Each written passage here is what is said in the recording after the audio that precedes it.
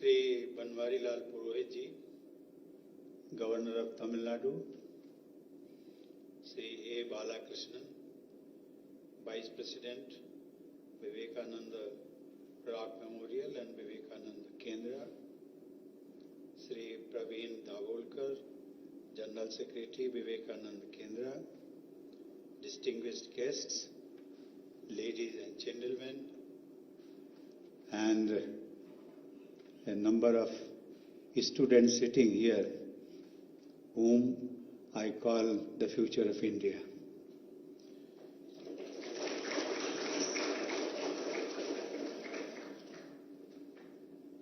Namaskar and welcome to all of you. I feel blessed here as coming to the Vivekananda Rock Memorial and the Vivekananda Kendra is a very special pilgrimage indeed. We have gathered at a place which continuously emits to us highly positive vibes.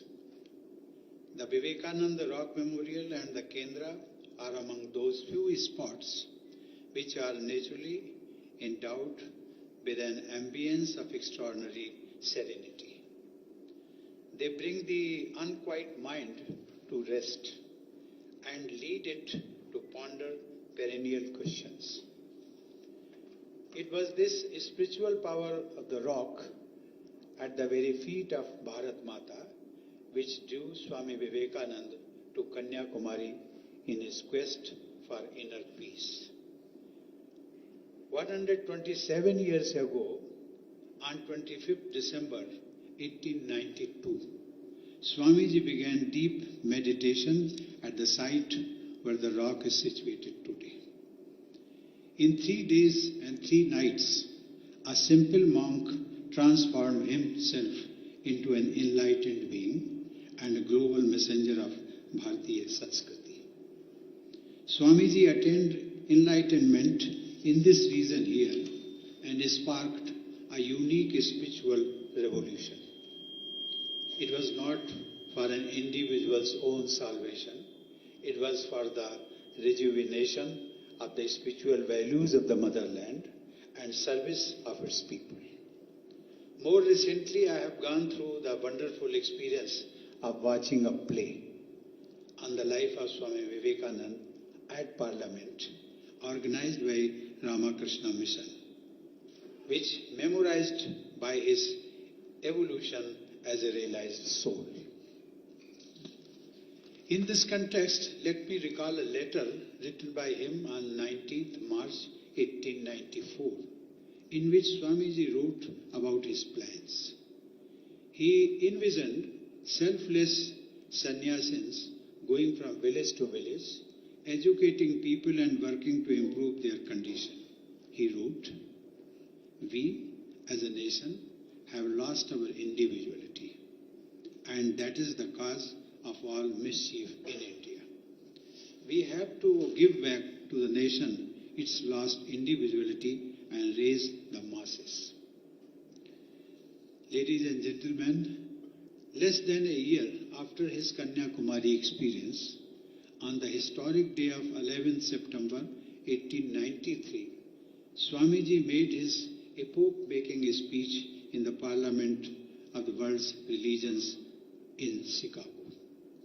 He told a gathering of religious leaders from around the world that he was proud to belong to a religion which has started the world both tolerance and universal acceptance.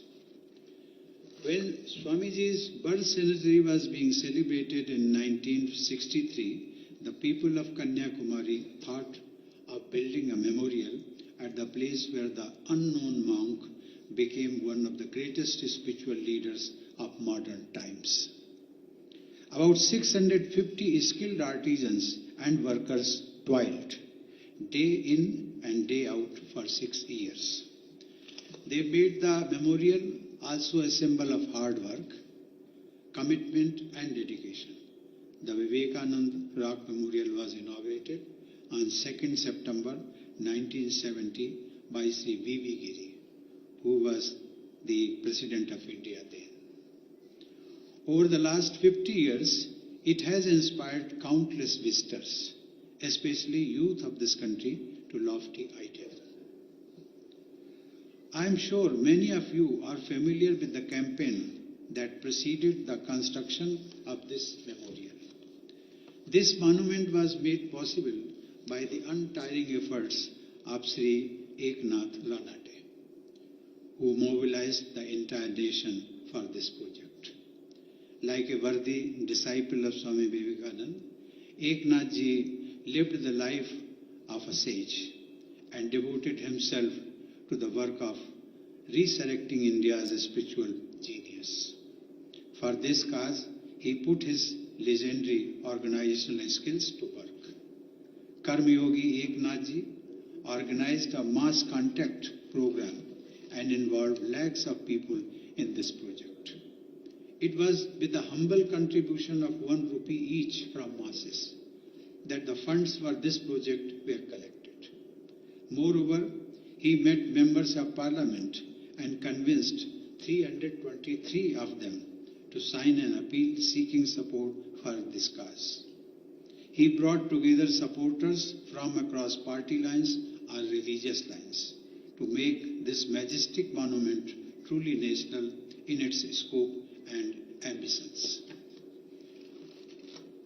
Ladies and gentlemen, Eknath Ji did not want to limit the memory of Swamiji to a granite building. He believed that the real living memorial to Swamiji should be in the hearts of people who would put the nation above the self and serve the needy. To further that aim, the Vivekananda Kendra was established on 7th January 1972, which has grown into a great organization dedicated to service.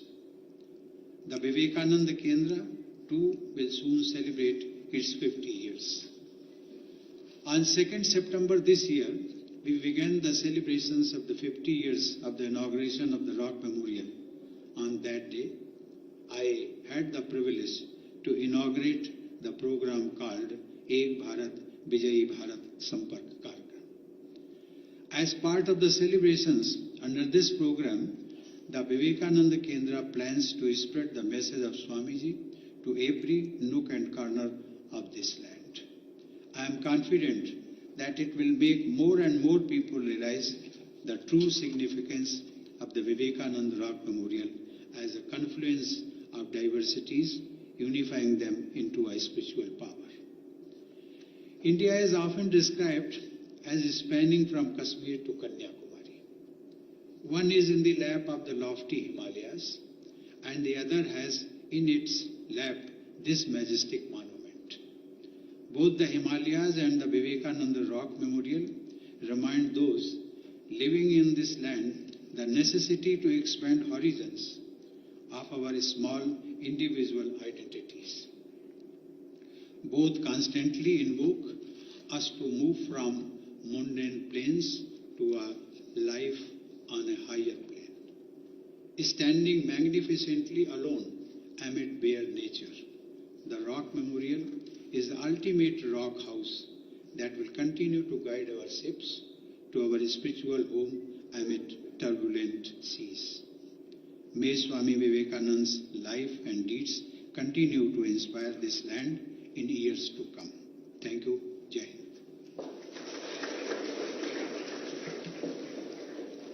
National anthem, stand up.